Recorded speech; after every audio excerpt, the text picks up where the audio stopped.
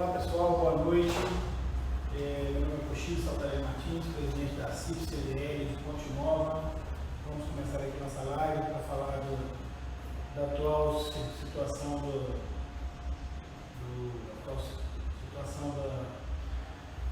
da economia, dos efeitos do lockdown das ações que o governo federal, estadual e municipal vem tomando para tentar amenizar aí os efeitos econômicos dessa crise para a economia como um todo. Hoje teremos aqui a participação, aqui do meu lado, do nosso colega doutor Moacir Fialho, advogado, larga experiência aí no mercado de direito, muita experiência na área do mercado direito trabalhista, direito empresarial, direito administrativo.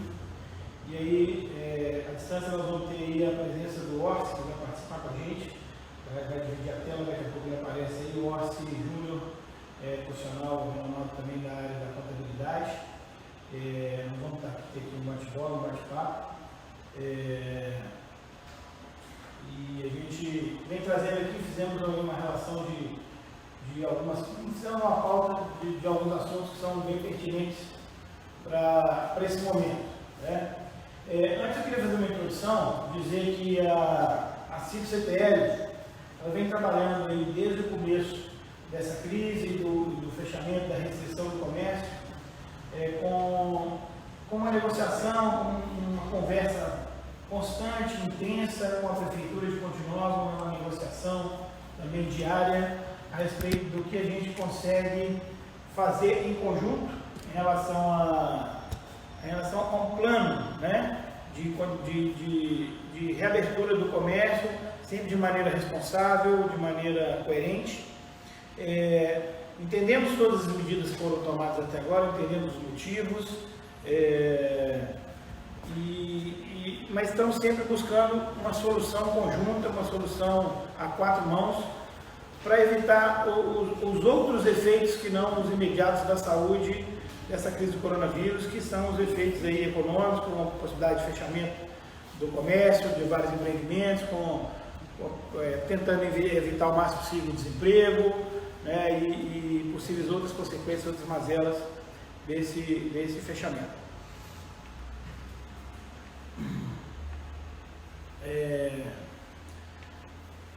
Só um minuto, por favor. Então, estamos aqui nesse momento, vamos começar esse bate-papo. Então, eu estou querendo escutar o Orsi aqui. O Orsi já está presente?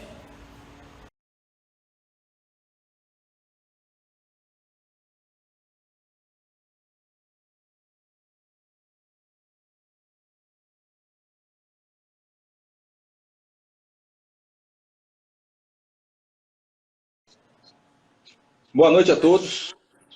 Estão me ouvindo bem aí? Boa noite, Orsi. Estamos te ouvindo, sim?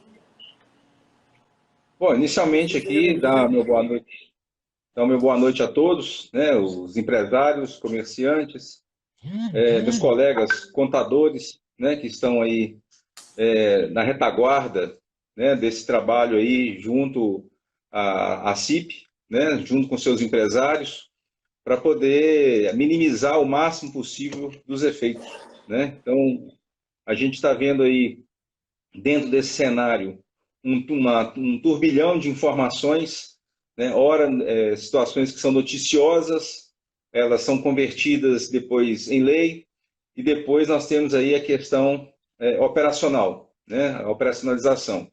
E a gente está vendo aqui na ponta que nessa operacionalização os empresários estão ficando aí até um pouco perdidos, né? Porque o governo não está assim conseguindo trazer essas informações, se transformarem, né, em ações práticas, né? Nós estamos vendo aí uma sobrecarga no sistema. Mas acho que nesse bate-papo aí vamos fazer uma coisa tranquila para os empresários aí. E aí eu saúdo também meu amigo aí, Moacir Fialho, né, as suas considerações. E vamos, à medida, né, que o assunto for correndo, a gente vai trabalhando melhor, né, os detalhes dessas operações. Ok, obrigado, Orsi, pelas suas palavras. Vamos passar a palavra aqui para o Dr. Moacir Fialho, para fazer uma introdução aí também, tá?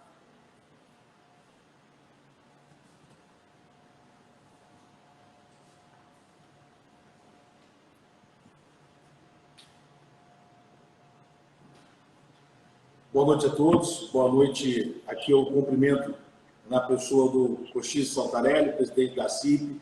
Agradeço a oportunidade de estar aqui presente, contribuindo de alguma forma. Agradeço ao Orsi, né, que é meu parceiro, meu companheiro de trabalho, em várias frentes de trabalho que a gente tem aí no âmbito dito empresarial.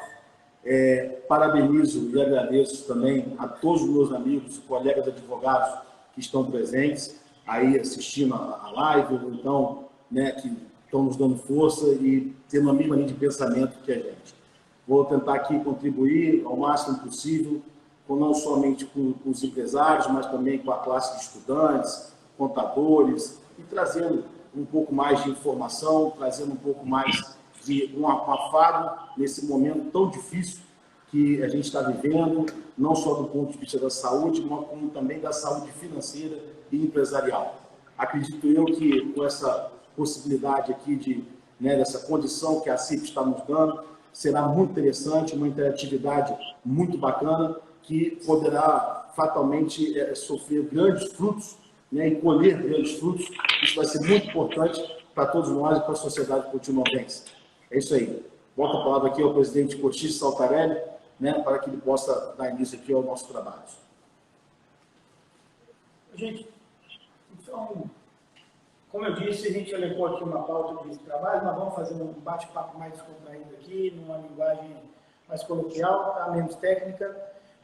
Vocês podem enviar perguntas aqui para a live, a gente vai tentar responder algumas perguntas. As perguntas que não foram respondidas hoje, nesse momento, nós vamos fazer um compêndio de todas essas perguntas, vamos respondê-las assim que possível. Tá? As perguntas não podem ser enviadas aqui na própria live. Uma das questões que a gente vem tratar é a questão da medida provisória 297. Né? Vamos falar dela em linhas gerais. Né? Eu queria passar a palavra para o nobre colega Orsi. Ele vai falar um pouco dessa medida provisória, que foi a primeira medida que teve um grande impacto, parte dela foi revogada, mas ele vai falar para a gente, depois o doutor Maci também vai fazer as suas considerações. A medida provisória 927, ela vem tratando os primeiros impactos aí, que foram as primeiras ações que os empresários tiveram, né, que foram a flexibilização de férias, né, de você poder fazer antecipação das férias, né, de você poder trabalhar com regras um pouco melhores, aí, o banco de horas, para que você tivesse a questão também das férias coletivas, elas pudessem ser também sem ter que fazer a comunicação ao Ministério do Trabalho. Isso foi a primeira medida financeira que os empresários tiveram que tomar de forma abrupta, porque nós temos um histórico, né, de ações do governo onde que sinalizavam a paralisação do comércio, a paralisação das atividades. E nesse primeiro impacto, né, os empresários ficaram numa dúvida muito grande em relação o que vai poder ficar aberto, o que vai poder ficar fechado. Isso era fundamental para que você pudesse fazer a primeira programação financeira que o empresário foi levado na questão de saber, olha, vou fechar, então eu vou antecipar as férias, né? Porque o que acontece? As férias é um custo que a empresa possui, que vai acontecer em qualquer momento. Então, a partir do momento que eu tenho que ficar paralisado, e todos vão ficar paralisados, né? Todo o mercado ia ficar paralisado, aí você já tinha que tomar a decisão de dar férias. Então, grande parte dos empresários já foram direcionando para dar férias aí dos primeiros 15 dias, ou de forma antecipada, ou aqueles que já tinham o período aquisitivo das férias, né, para poder fazer essas férias de forma antecipada, ou aproveitando esse momento. Então, eles fizeram isso nos primeiros 15 dias, mas com uma incerteza muito grande, porque não sabia qual o tamanho da paralisação. Então, isso dá um impacto financeiro, não só pela ausência de receita que esses empresários estavam já antevendo, né, mas como também da questão do custo, né, do funcionário. Então, nós sabemos que depois que passar, né, e tomara que passe logo esse momento, a gente tem uma expectativa que esse mercado reaja. Então, mudou tudo que nós esperávamos em relação a futuro. Então, mudou o final do ano, já mudou, as férias de funcionários mudou, então vai ser um período de largo trabalho. Então, os primeiros impactos dessa medida provisória foi justamente essa questão da flexibilização das férias. Entretanto, ainda assim, né, começaram a surgir outras indagações em relação a essa medida provisória, né, justamente por uma questão aí legal, que aí começou a se discutir a legalidade dessas medidas, até que ponto que ela estava ferindo a Constituição, até que ponto que não feria. E aí havia um largo debate aí, junto aí, doutor Moacir, justamente nessa questão. E aí eu passo a palavra aqui, doutor Moacir, né, de algumas questões que nós já estávamos, né, falando justamente desse impacto, né, em relação a uma paralisação, né, qual o poder que teria que seguir. Nós íamos seguir a legislação federal, nós íamos seguir a legislação estadual, né, e como é que, se essa questão dessas férias, qual a implicação que teria em questão de medidas constitucionais. Correto, doutor Moacir? Perfeito. Passando a palavra para o doutor Moacir fazer as considerações dele de complementação sobre a medida provisória 927. Então, naquele momento, né, no dia 24 de março, já era um domingo, o presidente da República emitiu essa medida provisória 927 com o intuito de acalentar e trazer algum norte para o empresariado, né? Praticamente dentro da questão das férias, que era o intuito de imediato assegurar, né, de uma forma paliativa, os empregos, manter os postos de emprego. E as empresas, os empresários também conseguirem ter um acalento com isso. Entretanto, né, algumas frentes políticas e jurídicas já se manifestaram naquela ocasião, né, até por reformar a questão do artigo 18 do artigo 927, que tratava da suspensão do trabalho, da suspensão do contrato de trabalho, mas dava condição automaticamente com relação às férias. E isso sofreu com um acalento. Muitos empresários, né, aderiram a essa possibilidade das férias, né, de adiantar as férias, de trazer essa flexibilização. Lembrando o seguinte, senhores, eu quero que vocês fiquem muito cientes do que está acontecendo. A medida provisória 927, o nome já diz, é uma medida provisória. Não há qualquer desfazimento ou revogação ou retirada de direitos da CLT. É um momento, é uma questão momentânea para que seja assegurado, equilibrar postos de trabalho e automaticamente o empresariado consiga, né, manter a sua condição, né, da sua empresa, da sua loja, do seu comércio, para cumprir o isolamento, que naquele momento, o isolamento que foi determinado de forma muito rápida por força da pandemia. Então, essa medida provisória, o nome mesmo já diz, registro aqui novamente, ela vai ser transitória. Não vai haver isso ao longo de 2, 3, 4 anos. Não é uma nova lei. Muitos empresários, evidentemente muitos, me perguntaram, mas isso agora é lei? Não, isso não é lei. Tá? Essa medida provisória é uma flexibilização para que você, empresário, você, comerciante, lojista, você que tem uma gama de funcionários, em detalhe, muito importante, a medida ela não prevê a quantidade de funcionários. Então, deu uma flexibilização muito boa. Entretanto, com relação à suspensão do contrato de trabalho, o artigo 18 foi revogado imediatamente por força de algumas condições jurídicas, alguns posicionamentos. O presidente da República, naquela ocasião, preferiu fazer a revogação. Entretanto, manteve a revogação só da suspensão do contrato de trabalho, mas as férias puderam ser concedidas de forma antecipada, como assim foi.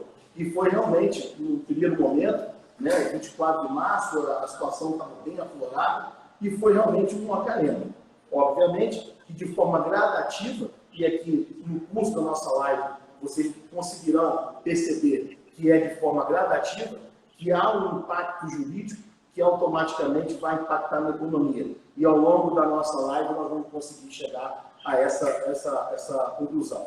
Ok, gente? Então, a 927 foi nesse sentido. Houve só uma mudança nela no artigo 18, como revoga com relação à suspensão do contrato de trabalho. Entretanto, manter as férias, que naquele momento era a melhor oportunidade. Vou voltar a palavra aqui ao meu amigo Cochise.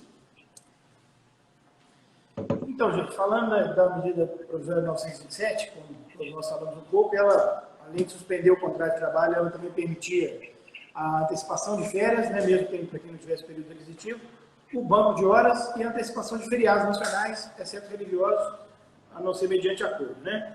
Mas aí a gente já vai passar para outra matéria, que é a medida provisória 936, que justamente veio encaixar aquilo que ficou faltando na medida provisória 927, que é a suspensão do contrato de trabalho. A suspensão do contrato de trabalho tinha ficado meio que sem, vamos dizer assim, sem uma explicação de como esse funcionário ia ser remunerado.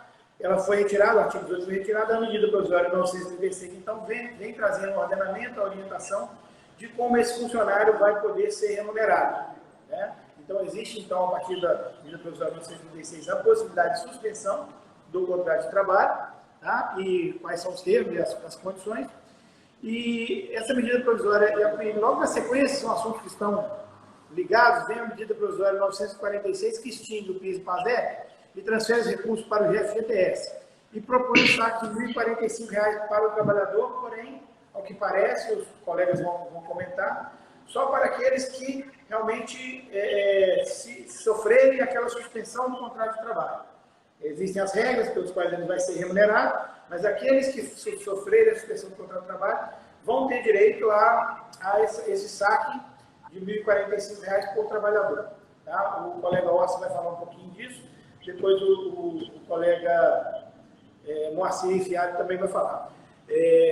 Na sequência, a gente vai falar também, ainda no mesmo assunto, então, se vocês quiserem, eles podem abarcar todo o contexto. Ação direta de uma dessas medidas essas medidas foram propostas pelo governo, as medidas provisórias, de forma a poder ser feita através de acordo individual, coletivo ou individual, sem a necessidade da participação do Ministério do Trabalho. Foi proposta uma ação direta de inconstitucionalidade, a 6.363, na qual foi julgada, foi decidida em caráter liminar pelo ministro do Supremo Tribunal Federal, Ricardo Lewandowski, de que essas medidas, esses acordos individuais, eles têm sim que passar pelo crivo do Ministério do Trabalho. E as consequências disso, os nossos colegas vão falar aí com a palavra, então, o Ossi Júnior. Do ponto de vista aqui de um planejamento financeiro, a gente tem que tratar essa legislação, né, essa forma como o governo está conduzindo, né, as ações emergenciais, levando sempre em consideração o ponto de vista do planejamento financeiro das empresas. O primeiro impacto, né, da paralisação das atividades para que você possa fazer com que os funcionários ficassem em casa e pudesse dar um impacto menor na vida financeira, né, tanto da empresa quanto do empregado, foi começar a criar flexibilizações na legislação trabalhista. Nós percebemos que o empresário, os empresários, eles muitas vezes não têm um planejamento financeiro para uma época de crise, né? Nós temos situações, é uma situação de guerra, uma situação calamitosa, né? Então, é preciso que o empresário entenda as medidas e como ele vai se estruturar. É claro que o momento ele tem uma incerteza muito grande em relação às ações futuras, até mesmo porque a gente não tem uma definição desse cenário no médio prazo, vamos dizer, né? No imediato prazo fica em casa, mas nós temos efeitos econômicos muito fortes e eles precisam ser balanceados. Então, essas medidas provisórias que elas vieram para tentar fazer que as empresas não tivessem um impacto financeiro muito grande.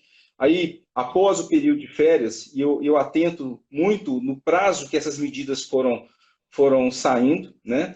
Então, nós temos aí a 927, que saiu no dia 22/3. A medida provisória de suspensão do contrato de trabalho, ela foi em 1º de abril. Nesse meio tempo, nós tivemos aí várias entrevistas, né, do governo falando sobre as medidas que iriam ser feitas, mas o empresário precisava de ter o ato legal, né, para ver justamente essa operacionalidade. Então, no momento que eu tenho uma expectativa, que aquele primeiro momento de férias, de definição de férias, de paralisação, ele já foi encerrando, né, o prazo já foi acabando, eu preciso de uma outra definição para saber como é que eu vou preservar o caixa da minha empresa. Eu acho que a questão maior que nós temos hoje é a questão justamente dessa preservação do recurso financeiro. Então, todas as medidas elas estão sendo voltadas, elas estão sendo pautadas justamente nesse período de abril, maio e junho, né? E pegando o início do efeito de março. Então, nessa medida provisória 936, ela já foi um pouco mais além, ou seja, ela já teve uma ação do Estado um pouco mais forte, aonde que ele inseria que você poderia suspender o seu contrato de trabalho e que o funcionário não ficaria sem remuneração, né? Ele entra com a medida aí de entrar com um seguro-desemprego para poder bancar esse funcionário em casa e aí ter um impacto econômico menor. Então, nesse momento, o empresário já precisava definir o seguinte: olha, vou ter redução, né, da minha receita, como é que o mercado vai se comportar? Então, ele precisa já ter uma visão um pouco mais estratégica de como vai funcionar o seu negócio para saber, vou fazer uma suspensão total? Eu vou fazer uma suspensão parcial? Né? Qual o tamanho dessa suspensão? Vou manter um número mínimo de funcionário? E o governo aí já foi sinalizando também de medidas, né, através de recursos do Tesouro, onde que o empresário, precisando manter a sua força de trabalho, ele pudesse vir a financiar essa mão de obra. Então, ele trabalha nas seguintes frentes, né, diante da nossa interpretação aqui. Ele trabalha nas seguintes frentes. Olha, você vai manter o funcionário trabalhando? Você precisa do funcionário trabalhando? Então, eu vou te dar um recurso para você bancar aí 2 meses, vou te dar uma taxa diferenciada, né, que é um empréstimo aí pelo recurso do Tesouro de 3,75% ao ano.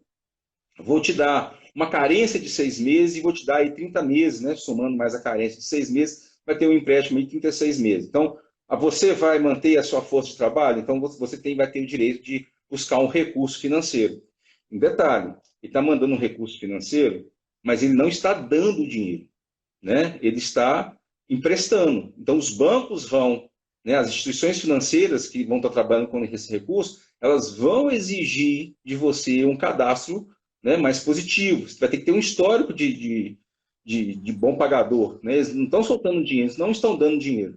E aí essa medida provisória 936, se o patrão não vai continuar com a operação e vai trabalhar com a operação mais reduzida desse planejamento, aí ele permitiu fazer a suspensão total e a suspensão parcial, tendo aí, né, algumas condicionantes para poder fazer o pagamento, né, dessa redução que estaria acontecendo. E aí, né, começa a vir outros problemas. A cada momento você tinha um susto, né? A partir do momento que veio a suspensão do contrato de trabalho pela 936, né, havia todo um planejamento de contador e empresário de fazer essa movimentação. Sai aí uma ação de inconstitucionalidade, né? E aí começa a levantar dúvidas em relação a como é que vai ser a operacionalização. E aí o governo solta ainda, né, um cadastro, né, que se chama aí vou pegar o nome aqui, o empregador web, onde você vai pegar esse contrato, vai entrar com essa informação para poder o funcionário ter esse recurso. Só que aí o prazo começa a ficar um pouco apertado, porque você tem 48 horas para comunicar a suspensão do contrato de trabalho. Aí vem uma ação de inconstitucionalidade, que eu vou passar aqui para o doutor Moacir para comentar para nós aqui, justamente porque como é que o que essa ação de inconstitucionalidade mexeu, né, na vida da empresa.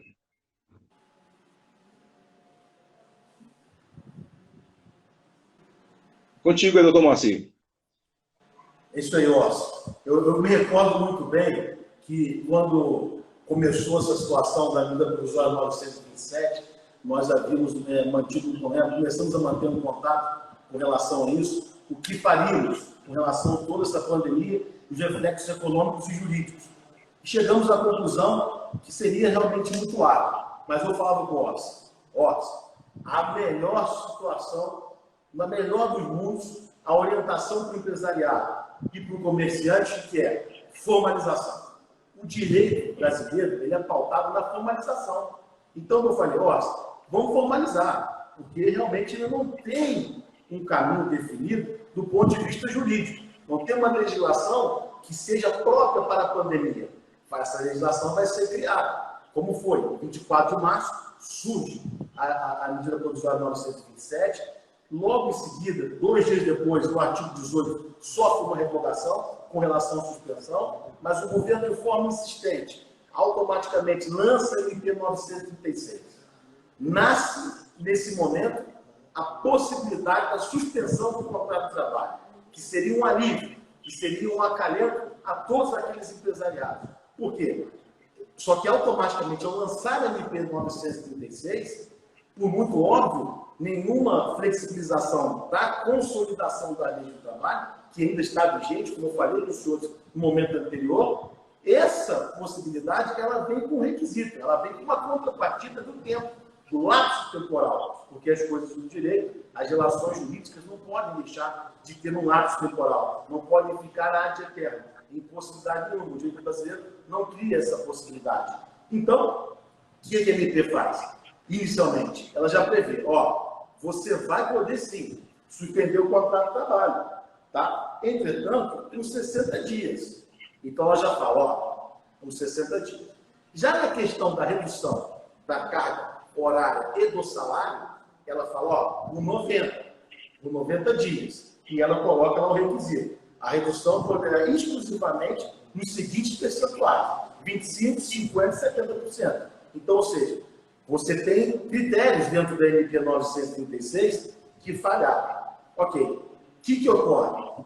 Vem uma ação direta de inconstitucionalidade e o ministro do STF, né, Ricardo Lewandowski, concede uma liminar que ela está em vigor. Só que, no lapso de tempo entre a emissão da MP 936, onde o empresariado recepciona e fala, ó, eu vou querer sim, eu vou querer aderir sim o que está dizendo a MP 936 e vou querer sim que seja feito dessa forma e vou obedecer ao lapso temporal. Até então, o critério estabelecido pela MP 936 era tão só um lapso temporal e um acordo individual. Veja bem, como eu falei com o Orsi lá atrás, que nós conversávamos sobre a questão da formalidade. O direito ele é formal. Então, automaticamente, os acordos deveriam ser formalizados. Os acordos deveriam ser escritos, que é a forma de se gerar a maior segurança jurídica, principalmente para o empresariado, no campo do direito do trabalho.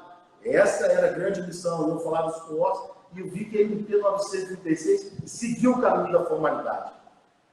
Considerando a formalidade, aí eu vou deixar de fazer qualquer tipo de crítica, se é exacerbada, se não é, se é exagerada, se não é. Acho que não cabe a gente aqui estar fazendo valores, julgamento de valores sobre a necessidade da aplicabilidade dos critérios, né? Se é exagerado, se não é.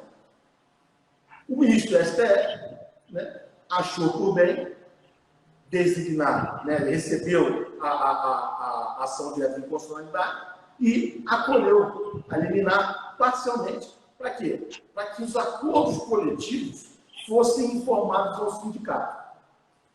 Esse critério, além de ser formal, o lapso temporal de 60 dias, ou seja, a suspensão do contrato de trabalho, inicialmente seriam 60 dias, o acordo seria individual, em determinadas categorias coletivas, ele surge com mais um critério, ou seja, informar o sindicato.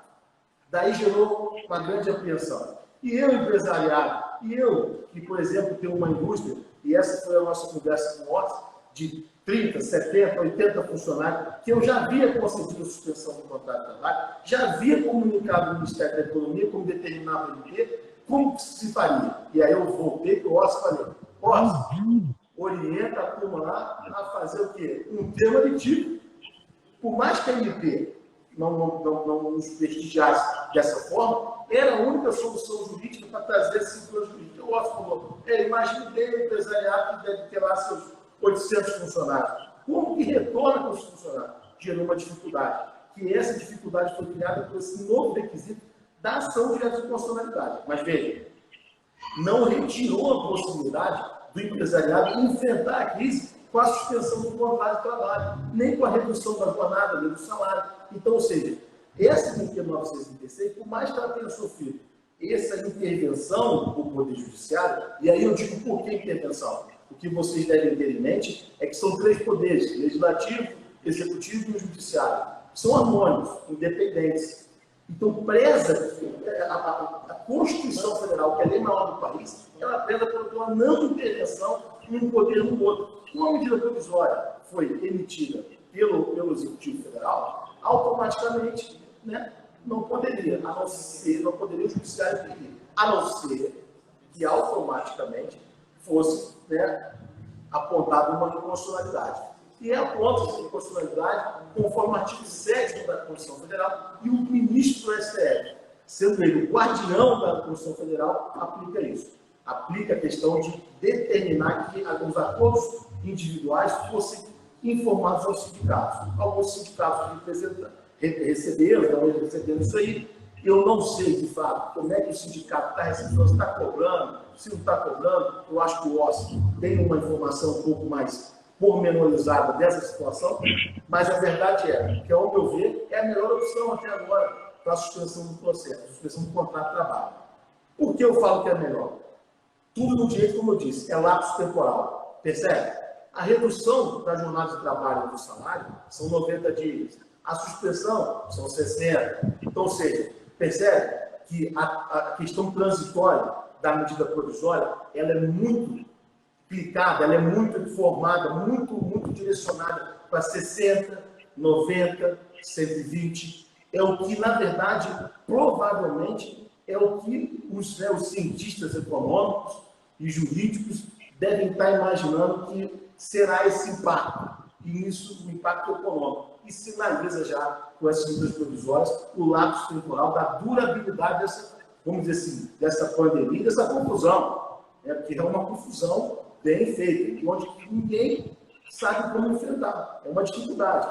Sobrando exatamente para os operadores do direito, os contadores, a turma da contabilidade, a turma aqui, ó, da associação comercial, que ficou com essa, vamos dizer assim, com esse famoso abacaxi, né? Falando em português claro, o abacaxi tanto, porque o empresariado ficou um pouco confuso. Mas nós estamos aqui e, com certeza, sempre a indicação é a formalização. Sempre for a formalidade. A formalidade é extremamente necessária para a manutenção da segurança jurídica.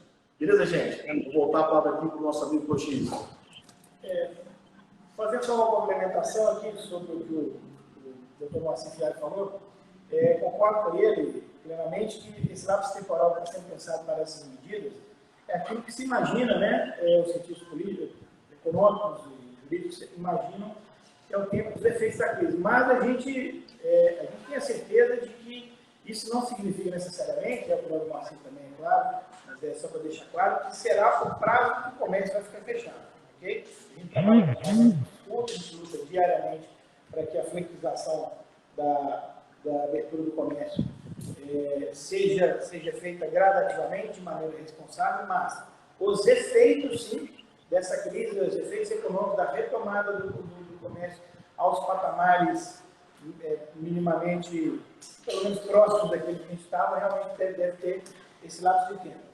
A gente acredita que na próxima semana a gente já tem alguma flexibilização, para a outra semana a gente já vai ter, com certeza, mais flexibilização ainda, e esse é o nosso objetivo, mas sempre propondo isso de maneira responsável, gradativa e responsável. Voltando a palavra para o Orson, eu queria falar para a gente como é que está acontecendo aqui no Ministério do Trabalho de Ponte Nova a respeito das homologações de acordos individuais. Por favor, Orson, a palavra contigo de novo. Presidente, eu não sei como é que a CIP tem recebido dos empresários algum questionamento nesse sentido. Em relação ao Sindicato do Comércio de Ponte Nova, o Secopom, ele se posicionou, né? Nos grupos de contadores, né, a gente tem debatido bastante a dificuldade que estamos tendo em relação a ter essa comunicação com o sindicato. Então, há sindicatos, né, e alguns até com base assim, fora que abrange Ponte Nova, mas o sindicato está fora da Ponte Nova, que eles estão começando a cobrar, né, pelas homologações, né, que é o ponto-chave, né, da sua pergunta, eles estão começando a cobrar as homologações. E aí, nós estamos falando de um momento em que os sindicatos ficaram um pouco desestruturados do ponto de vista financeiro, né, porque eles perderam um pouco de força financeira em relação, né, ao que era no passado. Então, esses sindicatos, muitos deles estão fechados, trabalhando com portas fechadas. E na hora que vem uma medida, na hora que vem, né, uma ação de inconstitucionalidade dessa, que o ministro, né, como bem Moacir pontuou, né, no exercício, né, da função dele, né, de analisar a inconstitucionalidade, a questão que nós levantamos, e aí falando pelos colegas contadores, né, e muitos empresários, a dificuldade de se cumprir, né, essa questão da comunicação ao sindicato, né? E aí nós temos uma medida provisória que você tem um tempo de suspensão do contrato de trabalho limitado, e aí você passa a ter que cumprir, né, de esperar o retorno do sindicato, e aí eu não sei como é que isso vai se desenrolar no futuro, porque os empresários vão acabar tendo que pagar, né, o salário ao funcionário nesse laço de tempo que às vezes não chegou a comunicação do sindicato. Aí eu queria, né, não sei o que a CIP já conversou com os sindicatos de empregados, teve algum contato com os sindicatos que estão na nossa base, que estão mais próximos aí de conversar. E depois eu quero também perguntar ao doutor Moacir, né, nessa questão do sindicato. O sindicato pode agora, nesse momento, fazer uma pressão de ter uma cobrança financeira? E se o empregado não quer se sindicalizar, né, como é que fica isso? Isso é uma coisa que o empresariado tem questionado, pelo menos a nós contadores, né? E eu não sei né, como é que está essa relação da CIP também com os sindicatos. Como essa situação é muito nova, eu pessoalmente tenho tido informe do meu contador, de alguns colegas, que estão tendo uma certa dificuldade, sim, no agendamento e nessa comunicação com o sindicato. A gente ainda não teve condição de entrar em contato com eles formalmente para ter uma resposta formal, mas vamos fazer isso ainda amanhã, sobre qual é o procedimento. A gente acha muito estranho que nesse momento eles queiram poder estar aproveitando a oportunidade de que é uma obrigação de que esses acordos sejam homologados por eles para poder cobrar alguma taxa por esse serviço. Mas eu prefiro deixar a palavra sobre a legalidade disso com o nosso colega Moacir.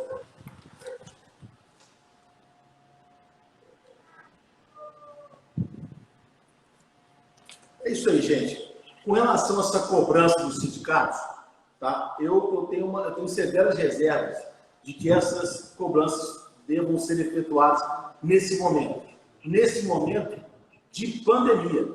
Perceba bem, a função do sindicato, ela é exercida através de uma função social. Evidentemente que alguns entraves jurídicos com relação ao sindicato houveram certas modificações e que a gente não vai se alongar com relação à matéria do sindicato. Mas nesse momento, considerando que a medida provisória, e aí eu volto na questão transitória, né? Volto na questão transitória, da medida provisória 936, que sofre automaticamente uma modificação por força de uma liminar, do Supremo Tribunal Federal, considerando o princípio da função social do sindicato, eu entendo que não deveria ser cobrado. Nesse momento, não deveria ser cobrado. Não é o momento do sindicato explorar essa situação, né? De repente, pensando no futuro, até mesmo ele angariar aquele sindicalizado novamente. Realmente, ele pode pensar isso no segundo momento. Mas nesse primeiro momento, que o empregado necessita, né, tanto o empregado como o empregador necessitam de cumprir uma decisão liminar já do Supremo Tribunal Federal, eu acredito que o Supremo Tribunal Federal irá se comportar nessa mesma tocada, nesse mesmo andamento. Eu acredito muito que o Supremo vá pensar mais na questão da função social. A função social, ela é muito importante. Nós devemos realmente vislumbrar essa possibilidade agora, considerando a pandemia, considerando todas essa questão que aflige completamente todo empresariado também é um empregado. Porque o funcionário, o empregado, o trabalhador, ele necessita agora de uma paz, mesmo que seja mínima, uma garantia do próprio posto de trabalho. E a medida provisória 936, ela vem exatamente para isso, para dar esse afago no próprio empregado. Né? Então, ou seja, se o empregado ele necessita, através de uma decisão liminar do STF, para que seja feita a questão do sindicato, com incumprimento, para que o empresariado cumpra a medida, a ação direta de responsabilidade liminar do STF, é necessário que o sindicato coloque na balança, tenha 2 pesos e 2 medidas e se agarre, na verdade, busque a questão da função social. Nesse momento, a questão financeira, se vai cobrar ou não, como vai ficar, eu acho que não seria um momento de discutir isso agora, né? Eu tive conhecimento aí de cobrando R$400 para homologar. R$400. Aí a decisão liminar, que é uma proteção constitucional, passou a ser, na verdade, uma afronta, um exagero econômico. Né? Não vamos falar aqui volto a falar, não se trata de julgamento, de decisões e posturas, mas sim, no momento, todos têm que colaborar, inclusive o sindicato, conforme registro novamente, de forma repetitiva. O quê? Abraçando a situação, abraçando a função social do empregado. Tá ok, gente? Então, essa é a minha ponderação, essa é a minha postura com relação a essa questão do sindicato. Não estou aqui de maneira alguma, criticando ou então colocando o sindicato numa situação complicada. Não é nesse sentido. Eu acho que o sindicato tem uma função importantíssima do ponto de vista constitucional, até mesmo por força do STF. Tá bom, gente? Então, na verdade, em cumprimento dessa liminar, considerando todas essas situações que a gente vem passando, né, de uma situação provisória, né, que existe a necessidade do cumprimento da liminar, é interessante ser feito isso. Muitas pessoas vão falar assim, pô, mas eu já fiz o acordo. Já fez o acordo. Ah, eu não fiz. Realmente, voltamos aqui à questão da segurança jurídica, voltamos aqui à questão da necessidade da manutenção dessa questão do sindicato. Entendeu? E a gente vai fazendo isso. Vamos voltar aqui agora com o Coxinha e Saltarelli aqui nas considerações com relação a esse tema do sindicato. Gente, estão chegando algumas perguntas aqui se o sindicato já se posicionou e eu estou com uma notícia fresquinha aqui. O Sindicato do Comércio de Ponte questionou ao Sindicato dos Empregados do Comércio de Ponte, que respondeu através de ofício. Prezados, por meio dessa, informamos que o Sindicato dos Empregados do Comércio de Ponte está homologando os acordos individuais assinados entre o empregado e o empregador, firmados em decorrência da medida provisória 936, de 1º de abril de 2020, em respeito à decisão liminar conferida pelo excelentíssimo senhor ministro Ricardo Lewandowski, nos autos da ação direta de inconstitucionalidade número 6.363. Os acordos individuais serão analisados um a um, sendo que a homologação será respondida em até 72 horas, a contar do recebimento. As situações ilegais, suspeitas e consideradas abusivas serão encaminhadas ao jurídico da entidade para a adoção de medidas necessárias medidas. É necessário informar que estamos dando prioridade para os acordos que envolvem trabalhadores sindicalizados nesse sindicato profissional. E aí segue anexa a ficha de filiação para o empregado que se filiar e fizer jus à prioridade. Tal ficha deverá ser preenchida com os dados do trabalhador, contando com a sua assinatura ao final. Então, temos aqui uma resposta formal deles, dizendo que eles estão se homologando e estão priorizando os trabalhadores sindicalizados e se encaminharam a ficha para sindicalizar. Para sindicalizar, entendo que deve ter alguma taxa assim. Se não me engano, eu escutei, pelo que eu li da medida provisória, da decisão do ministro Ricardo Lewandowski, da liminar, se o sindicato não responder em 10 dias, considere-se homologada o acordo. É isso mesmo, doutor Marcinho?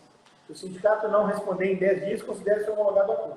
Então, acho que podemos inferir que, tudo bem que eles estão priorizando as pessoas, os empregados que são sindicalizados, mas aqueles que não tiverem interesse em sindicalizar, ok, se for respondido em 10 dias, Muito bem, muito bom. Se não for respondido em 10 dias, depois de 10 dias, considera homologado a acordo mesmo sem retorno do sindicato. Está correto isso? Perfeito. Ok, então o sindicato tem todas as suas vantagens para aqueles que quiserem sindicalizar, mas não é uma obrigatoriedade de sindicalizar para obter os efeitos desse acordo. Está correto? Correto. Pode dar sequência nisso aí. Eu queria, na verdade, que ficasse bem claro que nessa decisão liminar, e aí liminar, ela, na verdade, ainda vai ser submetida ao plenário do STF, o STF ainda vai se manifestar no colegiado, ou seja, todos os ministros ainda vão se posicionar em relação a isso, e nessa liminar não fala que o empregado tem que ser ou não associado. A liminar não fala. Então, se eu pensar do ponto de vista jurídico, e em cumprimento, como os empresários, na sua maioria, sempre cumprem com as decisões judiciais, independente do reflexo que vão sofrer, aqui na decisão não fala. Só fala que deverão comunicar em 10 dias e caso não tenha resposta desse sindicato, automaticamente os acordos individuais estão homologados. Não fala da necessidade de estar filiado. Isso é muito importante. Eu vou só dar uma questão de uma parênteses, presidente Cochise e meu amigo Ossi. Eu vou uma pergunta aqui, dizendo se essa situação do sindicato em não querer receber, o posto sindicalizado ou não, essa situação, ela fere o princípio da celeridade e agilidade. Eu também concordo que realmente fere esse princípio constitucional da celeridade. A medida provisória também tem esse cunho de ser ágil e célere para trazer para a sociedade, seja para o empregador ou para o empregado, a possibilidade de dar a segurança jurídica para aqueles que necessitam. Então, de fato, sem sombra de dúvidas, há sim, respondendo a pergunta, há com certeza uma afronta ao princípio da celeridade e da agilidade. Princípios esses constitucionais, também guardados pelo próprio STF. Então, por isso que ele mantém os 10 dias, entendeu?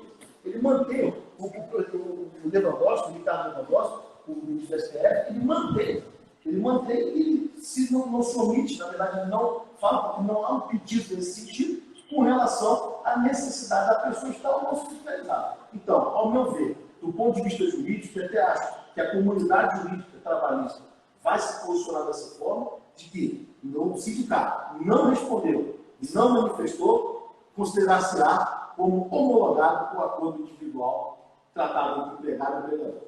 Muito bom. Muito obrigado. Nós falamos aqui, então, bastante sobre a suspensão do contrato de trabalho e seus efeitos.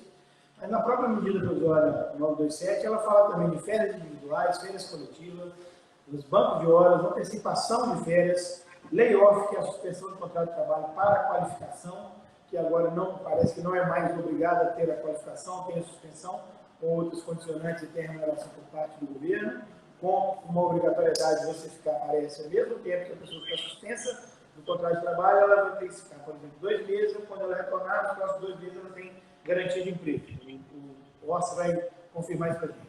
A licença remunerada, que parece que perdeu o sentido nessa questão, porque você vai colocar um funcionário de licença remunerada em casa, vai estar sem trabalhar e sendo remunerado com você, sendo que você tem a outra opção, que o governo paga grande parte do salário dele, parece que ela perdeu o sentido.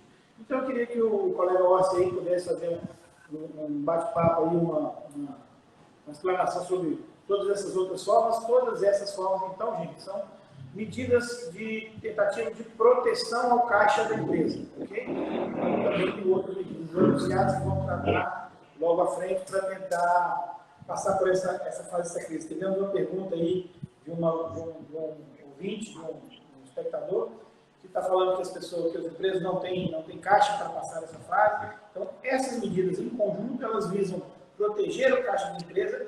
Muitas delas já estão funcionando, já estão ativas, outras ainda não estão em processo de implantação, mas junto com outras medidas que estão sendo anunciadas também, algumas implementadas e outras não, tem o objetivo de dar um fôlego, uma sobrevida, até que esse comércio volte a funcionar de forma pujante, como todos esperamos.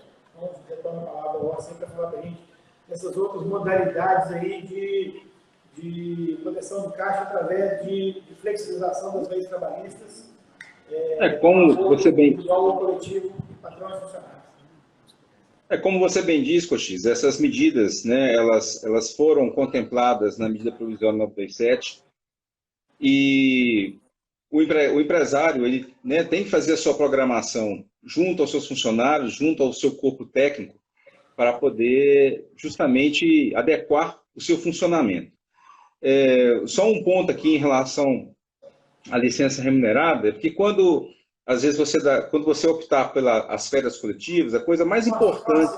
Só um minuto, por favor, só um tempinho. Desculpa te interromper. Pelo seguinte, a gente tem um tempo limitado dessa live. Essa live pode ser que caia daqui a alguns minutos, deve cair daqui a alguns minutos, mas a gente vai, na sequência, muito rapidamente, menos de 30 segundos, começar a live novamente. Tá? Me perdoe pela introdução, mas é porque... Não, tranquilo. Não, mas eu fecho o assunto antes da cair. Então, sim, a questão da licença remunerada... Não, tranquilo. Mas a questão da licença remunerada o empresário tem que ficar muito atento quando for dar férias coletivas em relação ao tempo aquisitivo, ao período aquisitivo das férias.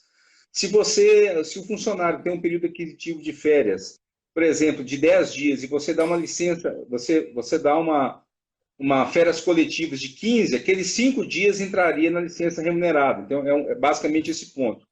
Existe uma polêmica quando, né, do surgimento aí dessas medidas provisórias, que o nosso presidente aí manifestou aí uma questão do artigo 486, o fato do príncipe, né, falando aí que o governo teria que pagar né, ao funcionário, né? Então, isso também foi uma coisa que demandou bastante aqui no escritório, né, nos grupos de WhatsApp de contadores, né, a gente está sempre trocando pelos sindicatos contadores aí, ao André Bretas, aí, o nosso presidente, que eu rendo as minhas homenagens. E esse foi um fato também que deu muita polêmica, tanto quanto, né, essa situação aí do Lewandowski, né, dessa medida. Eu queria passar aí para o doutor Moacir para ele falar um pouquinho do fato do príncipe, né, desse artigo 486, dessa declaração do Bolsonaro, se houvermos tempo aí.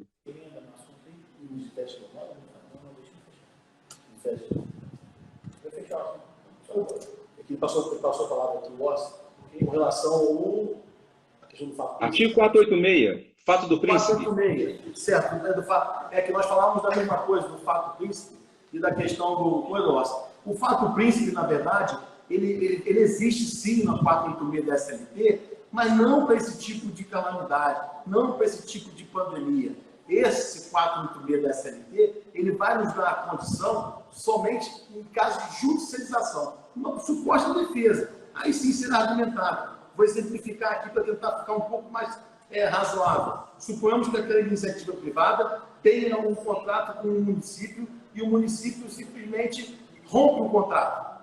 Rompe o contrato e gera um prejuízo gigante àquela iniciativa privada. Aí sim, ele vai argumentar dentro do artigo 486 e pedir, solicitar que o município que gerou esse prejuízo a ele e automaticamente, de forma indireta e reflexa, gerou a condenação trabalhista, ele vai poder usar a questão do fato príncipe, do artigo 486 da SLT. Nesse caso, do ponto de vista administrativo, do processo administrativo, acredito eu que não vai ter, na verdade, não vai ser abraçado pelo Poder Judiciário Trabalhista nesse momento, tá bom? Então, eu acho que essa questão do fato príncipe, ela caiu por terra, com uma declaração do presidente da República, que ele também tem entendimento dele, o direito ele é assim, ele é feito de entendimentos, e nesse momento, naquele momento foi o entendimento dele, tá? Mas eu acredito que não seja um entendimento que tem que ser mantido na condição de uma questão especial para essa pandemia. Esse é meu posicionamento jurídico, Boris. Beleza? Vou passar a palavra aqui. Só um minuto, vou pedir um negócio aqui. Vou falar aqui, vamos dar um tempo aqui na live, porque ela vai cair, mas vai voltar, e a galera se mantém aí. Quem não se conectou, se conecta rapidinho aí, que dá tempo ainda de absorver bastante informações. Grande abraço. De volta aí, retornando com outro link. Espero que todo mundo já esteja se conectando. Gente, nós vamos falar de outras ações, então nós falamos muito das questões trabalhistas, em relação à hora de trabalho do funcionário, mas tem várias outras questões aqui de diferimento de impostos, de impostos e questões de financiamento, tá? Financiamento da folha de pagamento, financiamento do próprio capital de giro, tá? Nós vamos falar de tudo isso. Mas antes disso, eu queria fazer um comentário aqui, veio uma pergunta que é bem pertinente.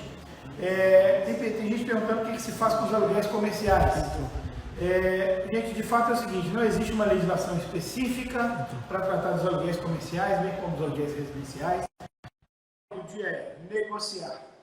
Vamos negociar, é caso a caso, cada empresa é diferente da outra, cada proprietário tem necessidades diferentes e cada empresa tem também necessidades diferentes e condições diferentes. A gente sabe que tem algumas empresas que estão permitidas de trabalhar, outras que são até induzidas a trabalhar, empresas de primeira necessidade, outras relacionadas à saúde, e essas então estão com suas portas abertas, diferentemente de outras empresas que estão totalmente proibidas de trabalhar. E entre uma e outra ainda tem as empresas que podem trabalhar com delivery, com entrega.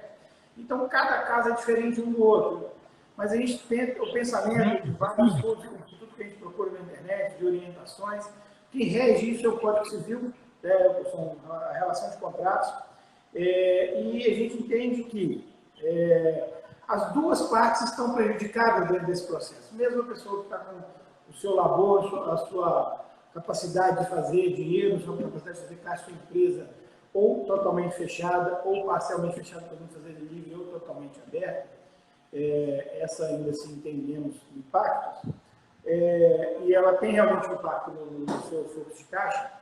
O proprietário, por outro lado, que contava com aquele dinheiro, ele também, de onde vier o fluxo de caixa dele normal, do trabalho dele, se ele tem uma empresa, se ele é empregado, ele também está passando por dificuldade. Se ele é empregado, ele está correndo risco de ser mandado embora, pode estar afastado com uma remuneração um pouco menor, para ser pago no futuro, ou afastado por banco de horas, na incerteza se vai continuar trabalhando ou não. Se ele também é empresário, ele também tem dificuldade de fluxo de caixa dele. Então, precisa de muita serenidade, muito equilíbrio. O que a gente realmente não indica é a judicialização da causa, porque isso é o pior dos mundos. As duas partes vão ter uma demanda de muito tempo e não se sabe qual será o resultado. Então, como o assunto é jurídico, eu queria também que o nosso colega aí, o Dr. Marci Fialho, pudesse complementar.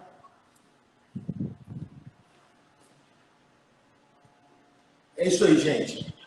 Vamos lá. Com relação a essa situação do comerciante que não tem a sua sede própria, né? Conforme o presidente Cochise falou muito bem aqui, nos deu, na verdade, já uma grande informação, nos deu subsídios para que pudesse a gente alavancar com relação a isso. Se nós falarmos de lei, existe a Lei 8.245 que fala sobre as locações, uma lei especial. Ok. Nos contratos também há possibilidade de discussão. Mas preste bem atenção. O Código de Processo Civil, aí eu vou invocar o Código de Processo Civil. Em 2015, ele sofre uma modificação bem ampla e traz para a sociedade, para a comunidade jurídica e para a questão de cunho social, a mediação. Ou seja, ele prevê hoje o processo civil, o processo judicial civil, ele vem exatamente com o cunho de mediar, de conciliar as partes. Então, imagine bem, se isso judicializado vai desaguar na mediação, no acordo, por que não agora, locatário e locador, né, necessitado e necessitante, por que não administrar através de um acordo extrajudicial? Um termo aditivo de contrato, realmente um termo aditivo de contrato de locação, dizendo que essa pandemia ele vai ter dificuldade. Se não vai pagar os 100%, ele pode pagar os 30%, 20%, enfim, negociar, trazendo no planejamento econômico para ele evitar que seja judicializado esse processo e que todos percam, que é uma perda de tempo. A judicialização hoje abarrota o judiciário, não é o que o judiciário quer. O judiciário hoje quer celeridade, agilidade. Como agora mesmo, uma pergunta aqui de uma pessoa que estava assistindo a live, falou, a MP 936 será afetada pelo princípio da celeridade e agilidade. Não falávamos aqui, no direito do trabalho, que a MP seria afetada pela celeridade e agilidade, também será afetada os contratos de locação. Então, vamos chamar, e logo, e aí eu vou afirmar o meu posicionamento da questão da segurança jurídica, que tem que ser por escrito. Você, locatário que está em construção, não precisa fazer uma notificação extrajudicial, nada que seja dessa forma. Ninguém está podendo receber hoje notificação, algo de forma apreensiva. Vamos lá, faz um comunicado por escrito. Né? Eu, locatário, comunico que não estou em condições, que o meu comércio está fechado, com força do decreto, meu tal. Procure seu advogado, procure seu assessor jurídico. Ele, com certeza absoluta, vai te orientar. E aqui eu peço aos meus colegas advogados que estão assistindo a live, ou então que, né, por algum motivo, tomem conhecimento disso, que ajude. O momento agora é de colaboração. Colaboração com relação à mediação. A palavra de ordem é mediação. A judicialização, ou seja, o processo judicial, ele deve ficar afastado. Numa última oportunidade, numa último estágio da relação jurídica. Então, busquem um acordo, conversem, abram o diálogo, porque se judicializar, o primeiro ato é uma audiência de conciliação. Percebam, recentemente, agora o Tribunal de Justiça de Minas Gerais, só trazendo uma informação do Tribunal de Justiça, determinou, em portaria conjunta com a Procuradoria da República, o fechamento de todos os fóruns, ou seja, todo o Judiciário Mineiro até 30 de abril. Audiências que estavam agendadas para 17, 18, 20, ali 25, 23 de abril, foram redesignadas para julho. Então, você imagina você ficar discutindo uma situação dessa, da epidemia, lá em julho. Não vai adiantar. Então, a orientação é, busque você, locatário, o locador flexibiliza, faça da flexibilização um instrumento pelo qual você consiga receber dentro da possibilidade do locatário e o locatário pagar dentro da razoabilidade dele. Essa é a minha orientação. Volto a palavra aqui ao Coxinho. Gente, a gente vai falar um pouco agora do planejamento financeiro das empresas de capital de giro e de capital de giro. É o maior gargalo do empresário hoje, né? Como é que eu vou pagar minhas contas que já venceram ou estão vencendo? O meu aluguel, meus funcionários, os meus fornecedores da água, a luz, o telefone, né? Os meus impostos. Então, assim, algumas medidas estão sendo tomadas para efeito de flexibilização desse caixa, tá? Desse capital de giro, desse caixa. Dentre elas, a gente tem a prorrogação do Simples Nacional, a prorrogação do FGTS, a suspensão de prestações de financiamento de carros e de imóveis em até 90 dias, que já está ocorrendo na prática, né? A linha de crédito emergencial de 2 salários mínimos por trabalhador, e, se não me engano, regras na prática, parece que as regras já estão funcionando, o Orson vai falar um pouquinho disso aí, que permite que a empresa financie os próximos 2 meses o salário do empregado, a taxa de juros, se não me engano, de 3,75 ao ano, e 36 meses para pagar, o dinheiro vai direto para a conta do trabalhador, mas você não tem o desembolso do caixa. Tá? Uma redução de 50% das contribuições obrigatórias do Sistema S, e uma importante informação de você manter seus cadastros junto aos bancos, todos atualizados. Tá? A gente tem linhas de financiamento para capital de giro, do BNDES está prometida, mas algo que tudo indica não saiu ainda, a gente tem que conversar diariamente com os bancos. Repassadores do BNDES ainda não tem essa capilaridade para entregar o recurso direto ao empreendedor, à empresa, mas estão estudando algumas maneiras. Mas temos a linha do BDMG, uma nova linha aí, que é o financiamento solidário de saúde. Mas já existia o financiamento solidário para as empresas, para as cidades que tinham sofrido com as últimas chuvas. E eram só para as cidades e tinha também alguns ramos específicos do comércio, da economia. Agora, essa linha está estendida a todos os ramos da economia. É uma linha que começa em 0,83 e tem até 48 meses para pagar, com 6 meses de carência. Então, assim, procure saber. É uma maneira, empréstimo, tem que pagar um dia, vai, mas sua empresa é viável, sua empresa dá lucro, ela está passando por uma fase que ela vai acabar ali na frente, tomara que, com todos os nossos esforços, com a ajuda de Deus, com a ajuda da área médica, isso vai passar rápido, a gente tem que manter o nosso negócio ativo. E, em função disso, com tudo isso que a gente está falando de flexibilização das leis trabalhistas e das possibilidades de você resgatar seu capital de giro e jogar para frente algumas contas, todas negociáveis, tá, gente? nunca interromper pagamento de forma unilateral. A gente faz um apelo. Faça tudo o que puder para não demitir, não demita, porque ao final dessa crise, se as pessoas estão empregadas, se elas têm capacidade de compra, a retomada da economia é muito mais rápida, é muito mais séria. Se a gente começa um processo de demissão em massa, a retomada da economia é muito pior, é muito pior. Tá? O dinheiro circulando, ele volta para sua mão. Então, esse é o meu pedido. São as considerações iniciais que eu queria fazer. Vou passar a palavra para o colega Orsi Júnior, que vai fazer as considerações dele e falar um pouco de todos esses programas aí, o que já está funcionando, o que ainda está para ser implementado, e o doutor Moacir, se quiser, depois pode completar com a experiência dele. Muito obrigado. Obrigado, Cochise. A preocupação maior, né, que foi até minha primeira fala, na minha primeira intervenção nessa live, é a falta de planejamento financeiro, né, dos empresários. Eu acho assim, é preciso que o empresário chegue um pouco mais junto do seu contador, não pensar no contador somente na hora da parte tributária. Existe um planejamento que precisa ser feito. É preciso identificar o capital de giro existente da empresa e qual que é a necessidade de capital de giro que a empresa vai ter no futuro. Qual que é a diferença de um e de outro? A necessidade de capital de giro está ligado à sua política de venda, à sua política de recebimento, né?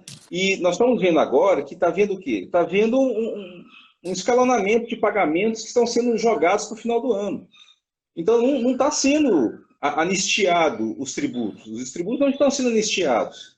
E esse período que está sendo jogado para o final do ano é um período, eu acho que a empresa praticamente está faturando muito pouco. Então, o impacto disso, no primeiro momento, é muito pequeno. O que eu chamo hoje de uma medida mais importante são aqueles recursos de longo prazo que você tem uma carência, que dá tempo de você girar, né? Dá tempo de você bancar o movimento da sua empresa e aí você equacionalizar suas contas. E aí, o controle interno do seu negócio, ele tem que ser olhado com carinho. O controle das informações financeiras, o seu fluxo de caixa futuro, seu fluxo de caixa planejado, ele tem que ficar adequado. Houve prorrogação do Fundo de Garantia? Houve. Né? Nós tivemos aí a postergação aí de 3 meses para frente. Houve prorrogação do Simples Nacional na parte federal? Houve. Mas da parte estadual, não teve essa prorrogação. Então, está uma bagunça. Né? A apuração dos tributos ela ficou complexa. Mas o pior da complexidade da apuração dos tributos, né, que o seu contador lá vai sofrer para poder fazer esse levantamento e te ajudar no seu fluxo de caixa, é justamente a consciência financeira que você tem que criar dentro do negócio. Né? E orientar o seu empregado também, ajudar na orientação do seu empregado no momento que ele for buscar esses benefícios. Já estão ocorrendo muitas fraudes, né, muitos golpes na internet, porque estão entrando em sites que não são sites recomendados. Quais são os sites recomendados? São aqueles da Caixa Econômica Federal, são os sites do governo brasileiro. Então, existe hoje largamente, né, divulgado na imprensa, e aí nós podemos até ao final dessa live aqui, eu passar aqui para a CIP, né, quais são os sites que os empregados e empregadores podem entrar até para buscar orientação. Mas fundamental é ter essa consciência de que nada vai ser como era antes. Tudo mudou. Né? Todo o planejamento financeiro que nós conhecíamos no passado, toda a sazonalidade que nós tínhamos no passado, isso mudou. Então é preciso redescobrir o próprio negócio. É preciso redescobrir o perfil do seu cliente. É preciso reestudar o negócio, é se reinventar. E essa reinvenção, ela não pode ser feita a uma mão só do empresário. Ele tem que buscar a sua assistência jurídica para evitar um passivo amanhã, que ele talvez venha arcar o descumprimento de uma norma, uma vez que o sistema legislativo brasileiro ele é bem complexo, não é para amador. Né? Ele precisa estar junto do seu contador, trabalhar junto com o seu contador a 4 mãos para fazer esse levantamento financeiro. Os fóruns de contabilidade que nós participamos aqui, dos sindicatos contábeis de Ponte Nova, fervendo de problemas estruturais mesmo dos clientes. Então, é preciso abrir esse pensamento. Então, acho que o momento atual, muito mais do que as questões tributárias, de prorrogação de tributo, que um prazo muito curto, é só de um hiato pequeno, e esse hiato é muito maior até esse comércio começar a movimentar novamente, né, com esforço do poder público, da associação comercial, buscando medidas de flexibilização responsáveis, né, como o próprio Cochise colocou aqui, não pode ser de qualquer jeito, tem que ser responsável. Existem segmentos que vão sofrer mais do que outros, né, o sistema de turismo, bares e restaurantes, são segmentos que vão sofrer mais do que os outros, mas vão ter que se reinventar, trabalho de delivery, ver o que é permitido fazer, só que sem um planejamento financeiro, sem um acompanhamento jurídico, para não criar problemas futuros, contratuais, inclusive nas renegociações que forem acontecer com fornecedores. Se você não tiver um acompanhamento jurídico para saber até onde você pode ir, não é fazer de qualquer forma. O seu fornecedor não quer que você morra. Você não quer matar o seu cliente. Então, existe uma negociação que o empresário sabe fazer melhor que qualquer um. Eu sou contador, eu trabalho com finanças, mas eu não sei vender. Eu não sou comerciante. Se eu fosse comerciante, eu ia passar fome.